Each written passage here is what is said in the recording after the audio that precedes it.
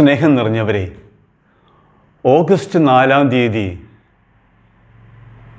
സകല വൈദികരുടെയും പ്രത്യേകിച്ച് ഇടവക വികാരിമാരുടെയും സ്വർഗീയ മധ്യസ്ഥനായ വിശുദ്ധ ജോൺ മരിയ വിയാനിയുടെ തിരുനാൾ ആഗോള കത്തോലിക്ക സഭ ആചരിക്കുകയാണ്.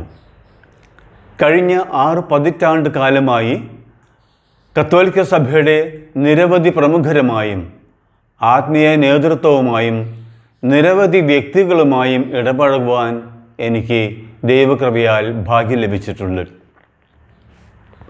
പൗരോഹിത്യം ഒരു ദാനമാണ്, ദൈവിക ദാനം.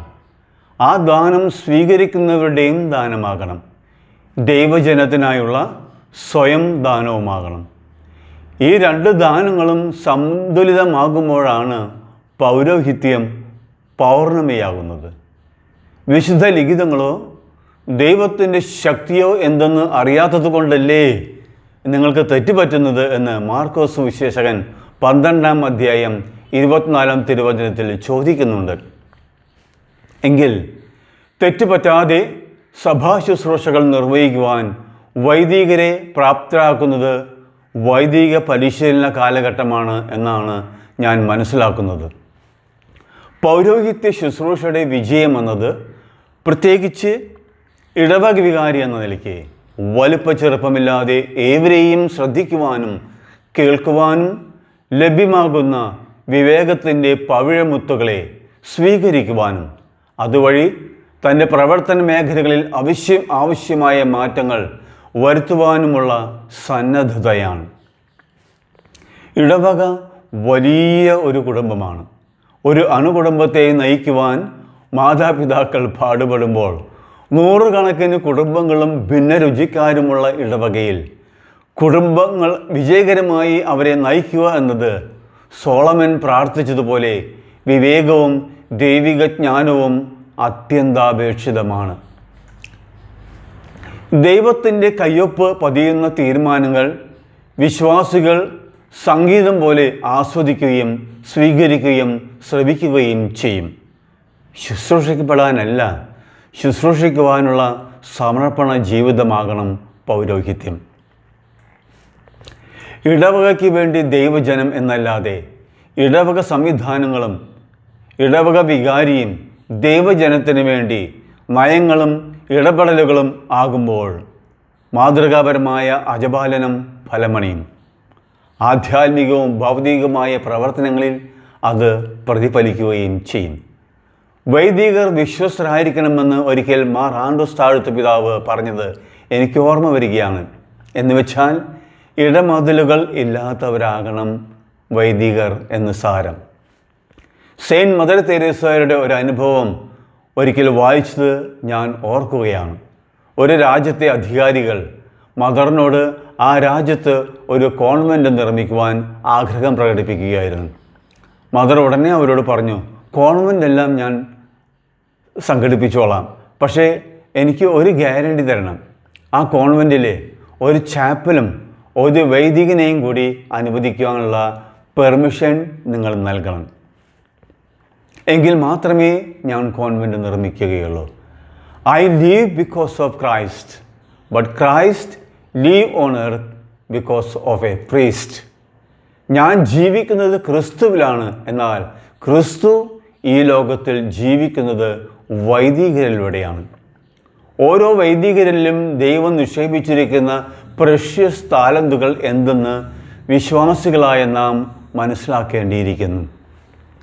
ഒരു കത്തോലിക്ക വിശ്വാസിയുടെ ജീവിതം ജനനം മുതൽ മരണം വരെ വൈദികരുമായി ബന്ധപ്പെട്ടാണ് കിടക്കുന്നത്. അമ്മയുടെ ഉദരത്തിൽ ഉരുവായി കഴിഞ്ഞാൽ സാധാരണഗതിയിൽ നമ്മുടെ കുടുംബത്തിലെ മാതാപിതാക്കന്മാരെ ഉടനെ വികാരി അച്ഛനെ അറിയിക്കും, അച്ഛനോട് പ്രാർത്ഥന യാചിക്കുകയും ചെയ്യും, ഇല്ലേ? അതല്ലേ പതിവ്? പ്രസവ സമയമാകാറുമ്പോഴും ഉടനെ തന്നെ വികാരി അച്ഛൻ്റെ അടുത്ത് ചെല്ലും, അച്ഛനോട് കാര്യങ്ങൾ പറയും. അച്ഛാ പ്രാർത്ഥിച്ചോളോ, സുഖപ്രസവത്തിന് വേണ്ടി പ്രാർത്ഥിച്ചോളോ എന്നൊക്കെ അച്ഛനോട് പറയും. അച്ഛൻ പ്രാർത്ഥിക്കുകയും ചെയ്യും. സുഖപ്രസവം കഴിഞ്ഞാൽ ഉടനെ തന്നെ വികാരി അച്ഛനെ വിവരം അറിയിക്കും, അച്ഛാ എൻ്റെ മോള് പ്രസവിച്ചു, എന്നതാണ് കുട്ടി. അതല്ലേ നമ്മുടെ പതിവ്? മാമോദിസ എന്ന കൂദാശ നിർവഹിക്കുന്നതും ഒരു വൈദികനാണ്.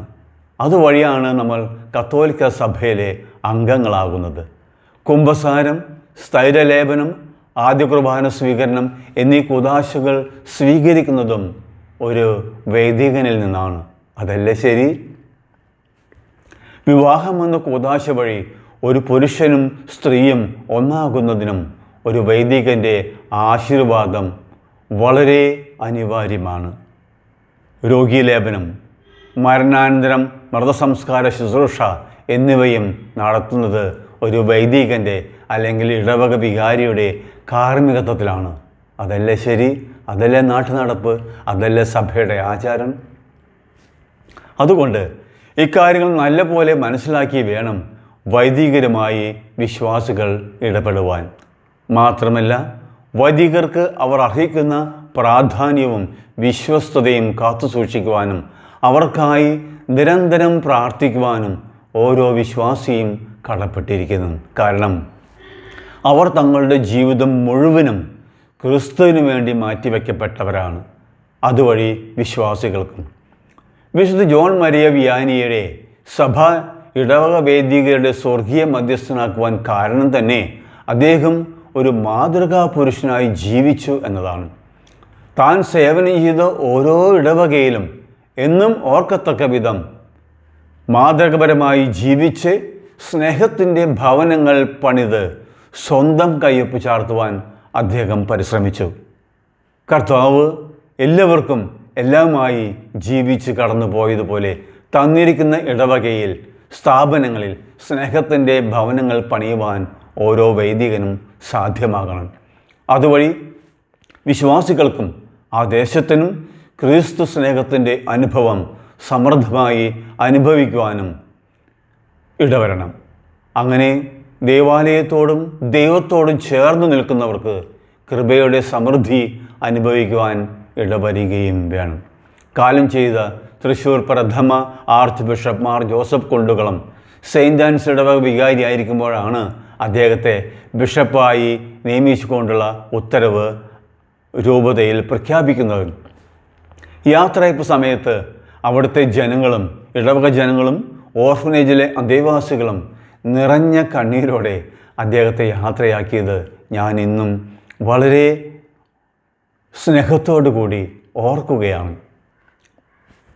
പോപ്പ് ഫ്രാൻസിസ് വൈദികരോടായി ഒരിക്കൽ പറഞ്ഞു, വൈദികരുടെ സംലബ്ധതയാണ് പൗരോഹിത്യത്തിൻ്റെ അടയാളം. ചേർത്ത് നിർത്തുന്ന കരുതലിൻ്റെ, കരുണയുടെ, സമാനതകളില്ലാത്ത മനുഷ്യ സ്നേഹത്തിൻ്റെ കരങ്ങളുടെ പ്രകാശഗോപുരങ്ങളായി പ്രകാശിക്കുവാൻ വൈദികർക്ക് സാധിക്കട്ടെ എന്ന് പ്രത്യാശിക്കുകയും പ്രാർത്ഥിക്കുകയും ചെയ്യുന്നു. എല്ലാ വൈദികർക്കും, ഇടവകയിൽ സേവനം ചെയ്യുന്ന വികാരി അച്ഛന്മാർക്കും വിശുദ്ധ ജോൺ മരിയ വിയാനിയുടെ തിരുനാൾ ആശംസകൾ പ്രാർത്ഥനാപൂർവം സഹൃദയം നേരുന്നു. ദൈവനാമം മഹത്വപ്പെടട്ടെ. ആമേൻ.